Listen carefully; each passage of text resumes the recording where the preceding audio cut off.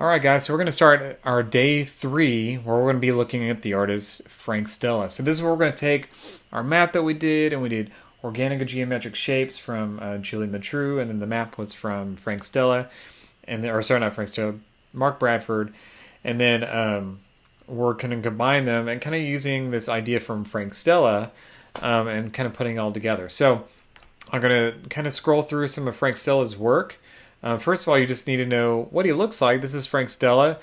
He's getting up there in age. He's, I think, almost in his 90s. Maybe he's already in his 90s. I know he's getting pretty old, but he was kind of like one of the first minimalist artists that started kind of coming out. But now, if you look at his work, it's not very minimal anymore. It's very, very large and lots of color, and he's just doing some amazing things in his work. I mean, when you see it in person, I mean, it just blows you away.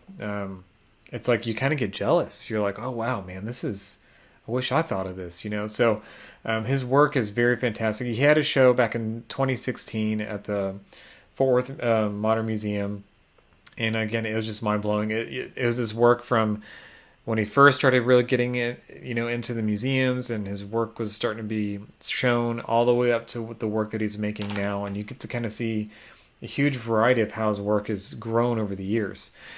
So our whole idea is we're doing, like I said, a relief sculpture. So if you look at these pieces, and like I said earlier in some of my other videos, they're flat up on the wall, but then they start coming out. They come towards the viewer, and they look very large and very heavy, right? So kind of a cool, you know, way of putting like almost like a giant painting, but then making that painting become a little more three-dimensional.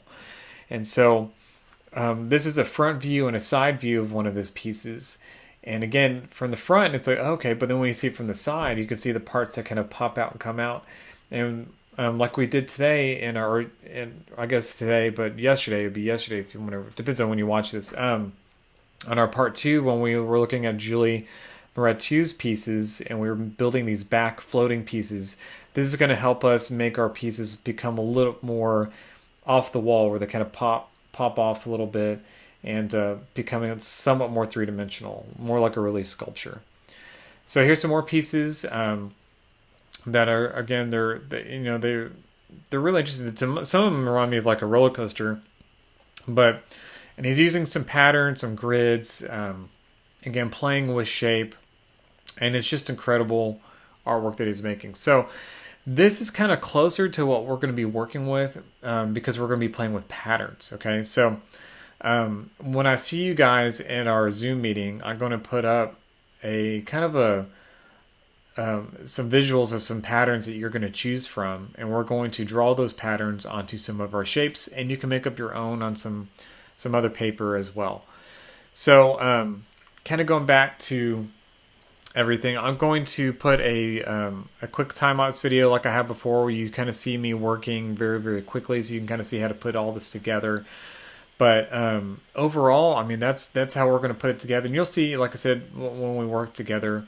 But I just wanted to kind of show you kind of what we're doing. So at the end of this part of this video of me talking, I'm going to put the time-lapse video.